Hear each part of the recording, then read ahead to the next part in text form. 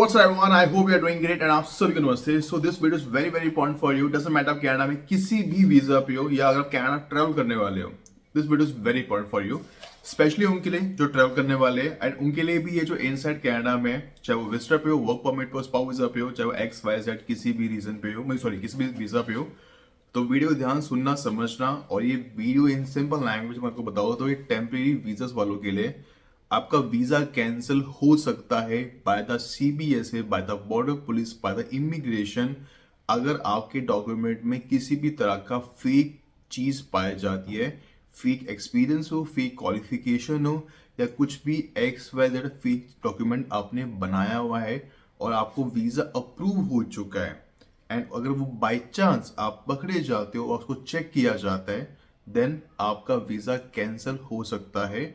उसके क्या क्या रीजंस है, किस किस पॉइंट में आपका वीजा कैंसिल हो सकता है, क्या क्या कंडीशंस होगी, मैं वीडियो को आगे बताऊंगा. So before moving forward, if you have any question regarding anything, let me in the comment section. And if you need a mini session 1-to-1, DM me on WhatsApp, DM me on Instagram, I will definitely help you out. ये document है, इसके regarding में video बना चुका हूँ. In the month of December में एक person था जो दिसंबर में tourist visa, that means visitor visa पे जा रहा था. इसका अप्रूव भी हो चुका था, लेकिन उसका वीजा कैंसिल कर दिया गया दिल्ली एयरपोर्ट पे. क्या रीजन था मैं आपको ये बाद में बताऊंगा. पहले आपको मैं ये बताता हूँ कि वीजा किस किस कंडीशन में आपका कैंसिल होगा और आपको क्या चीज करनी है. बाई चांस अगर आपने फेक डॉक्यूमेंट लगाया भी रखा है तो आपको क्या करना है कि आपका वीजा कैंसिल ना हो. देखो, ये सब educational video in terms of, ये मत सोचना कि आपको मैं बस जुगाड़ तरीके बता रहा हूँ कि अगर आपने अगर आपका गलत डॉक्यूमेंट है तो उसको डॉक्यूमेंट से कैसे बचा जाए, वो आपके ऊपर है. मेरा काम है आपको इन्फॉर्म करना, आपको राइट गाइडेंस देना, आपको ऑनेस्टली बताना कि ये रियलिटी है, ऐसा होगा, ऐसा करोगे तो ऐसा होगा, ऐसा करोगे तो इसका रिजल्ट ये भी हो सकता है. सो शुरुआत करता हूँ. शुरुआत करने से पहले कुछ भी क्वेश्चन हो कमेंट सेक्शन में जरूर कमेंट करना. ये जो इफेक्ट था 31 जनवरी 2025 में हुआ था, that is by the IRCC, by the Canadian government. Canada Border Service Agency CBSA officers can now cancel visa, work permits, study permits in certain circumstances. उनके पास अथॉरिटी है, दे कैन कैंसल इट. अगर उनको लगता है कि आप कुछ illegal activity कर रहे हो, आपका क्रिमिनल बैकग्राउंड है, या आपके पास फॉर्ज डॉक्यूमेंट्स है, मीन्स गलत डॉक्यूमेंट्स है, या आपके पास फेक डॉक्यूमेंट्स आपने लगा रखे थे, या अगर आपके पास स्टडी वीजा है और आप एक्स्ट्रा आवर्स जो आपको 24 आवर्स दिए गए हैं in terms of part time job में, आप उससे ज्यादा आवर्स ले रहे हो, ज्यादा काम कर रहे हो, आपका वीजा तब भी कैंसिल हो सकता है. And why visa can be cancelled? False information. First of all, अगर आप फॉल्स इन्फॉर्मेशन प्रोवाइड करते हो at time of visa filing के टाइम पे, अगर वीजा अप्रूव भी हो जाता है और बाद में पता चलता है CBSA को किसी भी XYZ रीजन से, तो आपका वीजा वहीं पे कैंसिल हो जाएगा. इवन आप इनसाइड कनाडा हो, चाहे आप स्टडी पे हो, स्पाउस पे हो, वर्क परमिट पे हो, LMI पे हो, या विजिटर वीजा पे हो, आपका वीजा कैंसिल हो सकता है. दूसरी चीज, criminal record. If an applicant has a criminal history, for example आपकी क्रिमिनल हिस्ट्री है लेकिन आपने पुलिस वाले को पैसे खिला दिए इंडिया के अंदर, MSC वाले को पैसे खिला दिए, मतलब जो भी आपका कॉन्स्टेबल आता है जो MSC से आता है, आपने उसको पैसे खिला दिए, कुछ भी रीजन से हमने पैसे दे दिए और आपने बोला कि ये मेरा क्रिमिनल केस था, इसको हटा दे, देखो मैं 5-6 हज़ार देता हूँ, और बाद में पता चलता है तो भी आपका वीजा कैंसिल हो सकता है. तीसरी चीज, inadmissibility. If an applicant is inadmissible, तब भी आपका वीजा कैंसिल हो सकता है.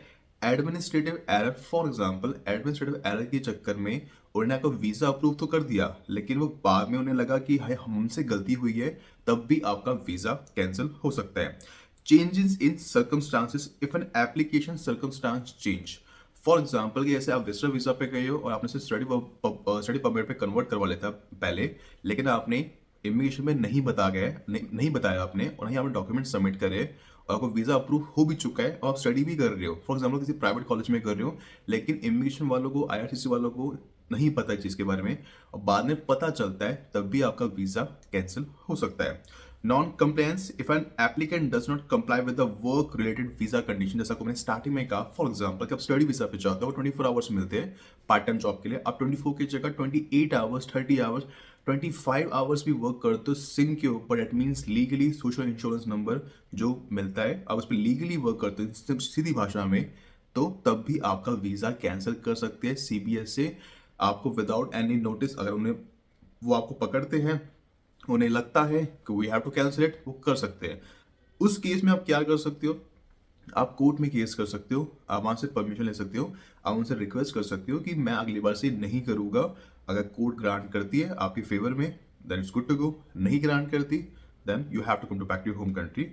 Changes to study visa if a study is no longer enrolled in a registered course. Sorry, if a student, बहुत केसेस में क्या होता है कि बहुत सारे बच्चे ना, और ये मेरे पास बहुत सारे इस तरह केस आ चुके हैं, बहुत सारे बच्चे क्या होते हैं स्टडी परमिट पे जाते हैं, कोर्स में एडमिशन लेते हैं, चाहे डिप्लोमा सर्टिफिकेट 1+1 हो, मास्टर्स हो, पीएचडी हो, एक्स वाई जेड कोई भी कोर्स में एडमिशन लेते हैं, 1 ईयर की फीस पे कर दी। अब कभी कभार क्या होता था पहले कि अगर आप इस 20 दिन पहले, फॉर एग्जांपल 20 या 15 दिन पहले आप बोलते हो कि मैंने किसी और कॉलेज में एडमिशन लेना है या मैंने ले लिया है और आपने ऑफर लेटर दिखा दिया है लेकिन आपने अभी फीस नहीं पे करी, और आप कहते हो कि मेरा जो स्टडी का जो सीट थी उससे मुझे विड्रॉ करना है तो मुझे सारी फीस वापस कर दी जाए।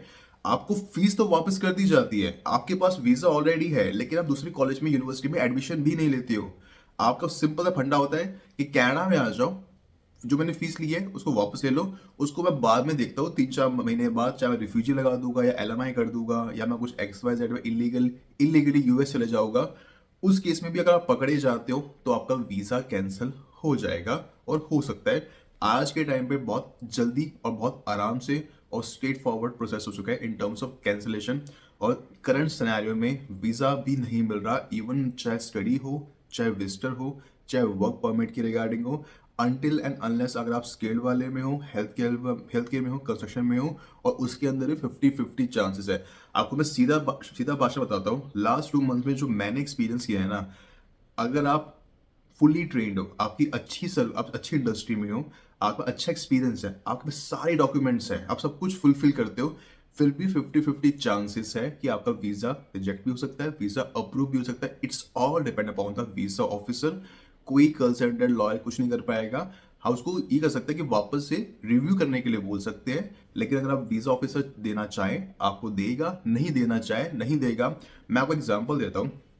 एक स्टूडेंट ने, इसकी एज 24 है, उसने बैचलर्स करी थी मेडिकल के अंदर, उसकी 75% है अंडर ग्रेजुएट कोर्स के अंदर, और गवर्नमेंट कॉलेज से उसने किया हुआ है। दूसरी मोस्ट इंपॉर्टेंट चीज, उसके पास सर्टिफिकेट भी है, कोई गैप भी नहीं है, 1 साल का एक्सपीरियंस भी है, इनकम टैक्स रिटर्न भी है, सैलरी स्लिप भी है, ऑफर लेटर भी है, इवन उसने जॉब भी छोड़ दी पर एक्सपीरियंस लेटर भी है। उसने मास्टर्स के लिए अप्लाई किया, उसका जो ओवरऑल स्कोर था वो था ओवरऑल 8, और ओवरऑल 8 था, 8.5 था, कुछ ऐसी स्कोर था उसका। अच्छा स्कोर है उसका, कोई मॉड्यूल में मिनिमम 6 से नीचे नहीं है। उसने ऑफर लेटर भी मिला, पार लेटर भी दिया, उसने जीएससी भी भरी, एलओए भी है, उसने अपने अकाउंट के अंदर 8 लाख शो भी किया है सेविंग प्लस एफडी मिला के, मीन्स जीआईसी के अलावा। फिर भी उसका वीजा रिजेक्ट हुआ है कल, फिर भी वीजा रिजेक्ट हुआ है। और ये एक केस नहीं है, ऐसे बहुत सारे केसेस है। अगर आपने मास्टर्स भी ली रखी है, पीएचडी भी ले रखी है, आप हेल्थ केयर में भी जा रहे हो, फिर भी वीजा रिजेक्ट हो रहा है, तो it's a luck by chance in the current scenario.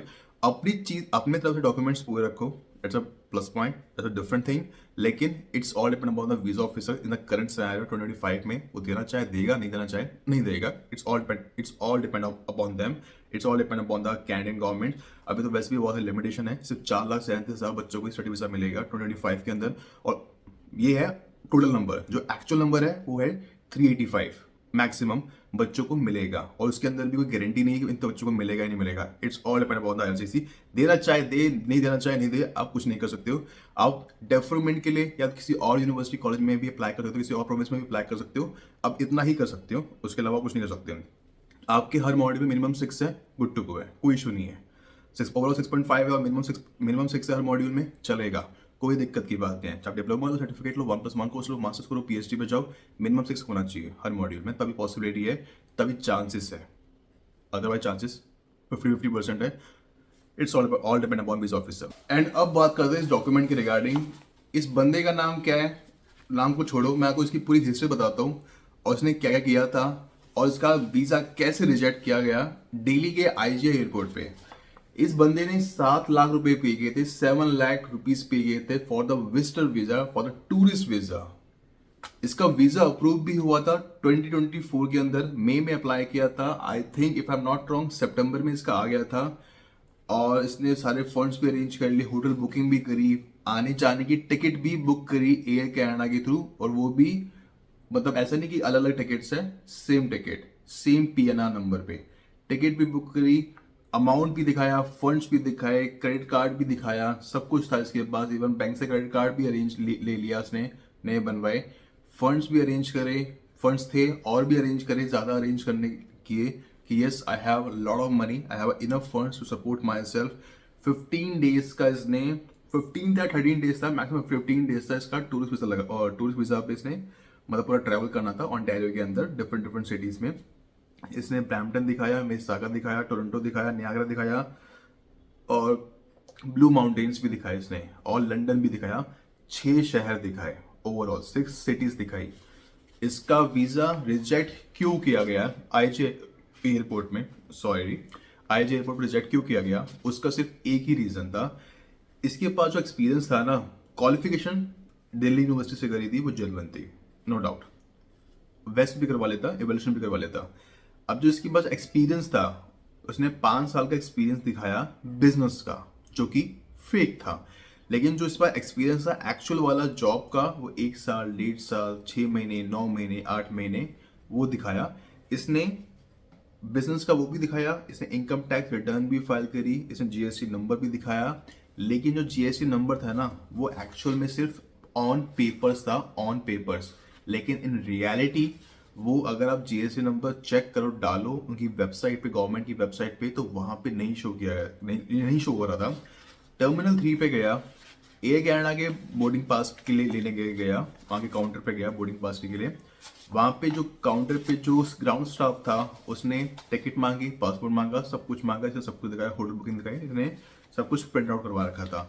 तो इसने, उस ग्राउंड स्टाफ ने, जो लेडी थी, उसने इससे ये पूछा क्लाइंट से कि आपके पास सब कुछ है, that is true, that is okay, लेकिन आप करते क्या हो? उसने कहा कि मेरा बिजनेस है इस तरह का, और मेरा 5 साल का ये है, आईडीआर भी दिखाया। तो उसने कहा, उस लेडी ने कॉल किया एयर अंदर के ग्राउंड स्टाफ वालों को, जो एयर कैनेडा के थे या कुछ भी एक्सपाइजेड जो भी थे उनके एम्प्लॉयज थे।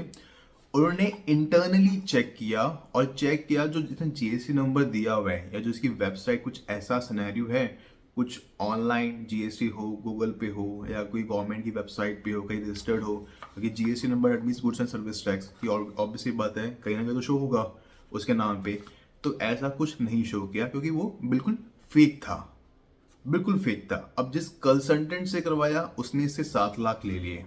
रिजल्ट, वीजा अप्रूव तो हुआ, लेकिन जो मेन वर्क था, उसको आगे एलएमआई के लिए जाना था, वो 0 हुआ। ना उसको आगे वो मिला, एंट्री मिली, ना उसको फ्लाइट में चढ़ने दिया गया। उसके 2 लाख डूबे, होटल बुकिंग 2.5 लाख डूबे, कम से कम 12 से 14 लाख इसके डूब चुके हैं। इसके रिगार्डिंग मैंने स्पेसिफिकली वीडियो बनाई थी in the month of December में, मैं उसका लिंक मेंशन कर दूंगा डिस्क्रिप्शन पे।